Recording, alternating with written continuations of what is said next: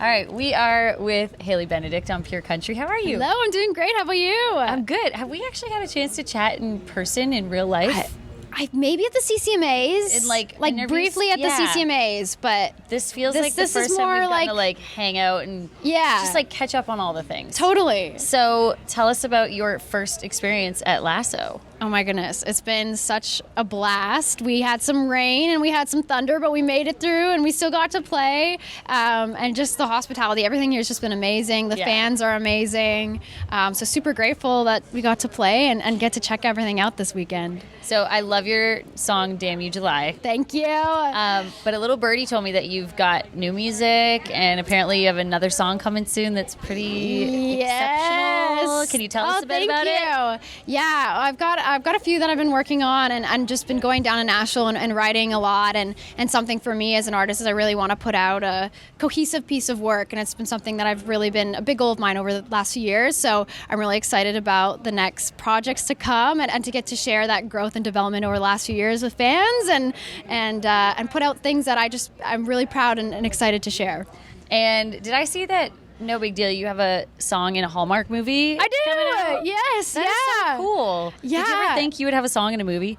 No, I'm as a songwriter, that's the fun part is you just never know where songs are going to end up, and they, take a life of their own sometimes. And so it was just completely kind of random, and I didn't even know it was airing last week. I was just Googling it because I knew it was going to be in the movie, but I didn't know when. And then I found out it was like that day I Googled it. I was like, oh, it's on, and literally it's premiering in 2 hours. Did you cancel your plans? Oh, yeah, we had a full watch party. My entire family gathered around our little TV in my mom's room, and we're like, woo, and the characters sing it, and it was just so fun to hear, somebody else take on their version of something that we wrote. Oh, that's so cool. And we wrote it on a Zoom, so it's just cool to hear it all come to life. That's awesome. Okay, I haven't seen it yet. So the artists are actually performing your song in the movie. Yes, yeah, they're two country artists that are characters in the show, and so then they sing it in this bar kind of scene, and they're all dancing to it. And yeah, it was really sweet. That's so awesome. Well, you can check that off your bucket list now. Song in a movie. Yeah, it was crazy. Are you someone that at Christmas time, do you watch the Hallmark Channel? Are you Oh yeah. Yeah. Okay. I mean, you're a sucker for a good. I love Christmas. I actually just wrote a couple Christmas songs the other day. So, yeah, Christmas in the middle of summer. Of course. Yeah. And so I'm a big Christmas fan. So I will watch all the movies starting in November. So are you putting out Christmas music then? Possibly. You just gave it away. Maybe. I love that's awesome. I didn't say anything. That's awesome though. Yeah. That's pretty cool. Yeah. Check that off your bucket list too. Totally. Yeah. Is there something that because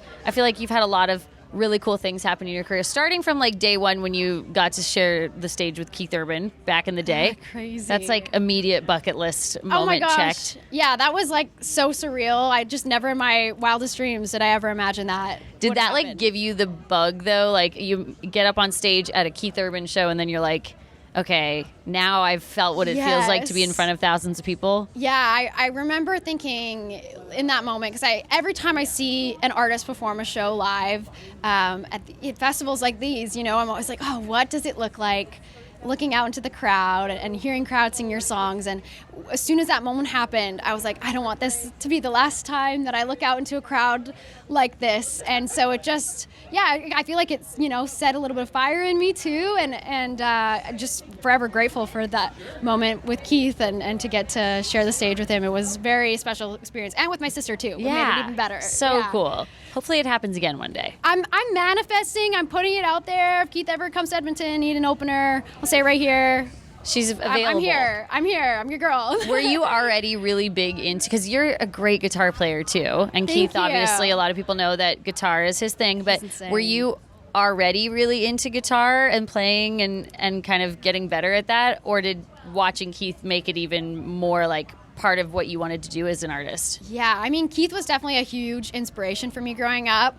It actually started, how I picked up the electric was, my dad told me, if you learn to play the riff of Crazy Train, by the time you're 13, I'll buy you an electric guitar. So I learned it on acoustic, which is even harder than the electric.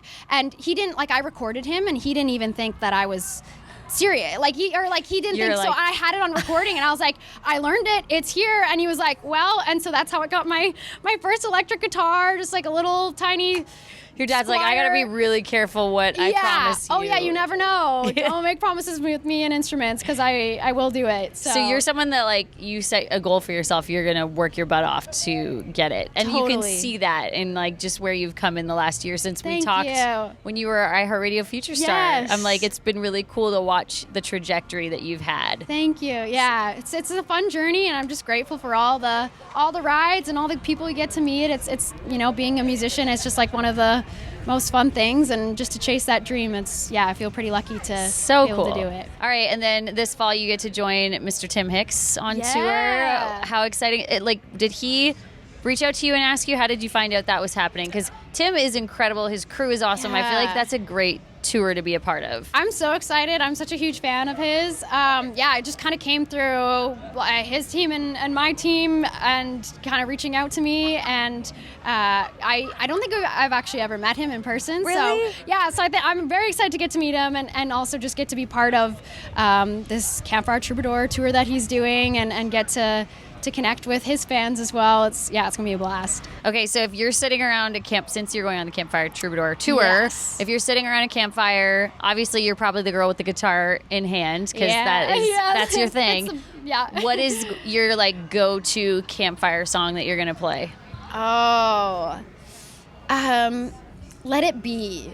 Okay. By the Beatles, I just everyone always joins in to sing that one. I feel like the best campfire songs are the one where everyone tunes in to sing, and it's simple but such a beautiful song and very wholesome, and I love a late night under the stars. Just feels like You might need to put that in your set now that you mentioned it. Yeah, maybe. I don't know. It could be a fun crowd moment. That's a good point. Yeah. All right. Well, good luck with everything that's coming up the rest of this year, because I feel like it's going to be the last half of your year is a busy one. You got a lot of exciting things coming up. Thank you, Shannon. Appreciate it. So good to see Hailey Benedict on Pure Country at Lasso.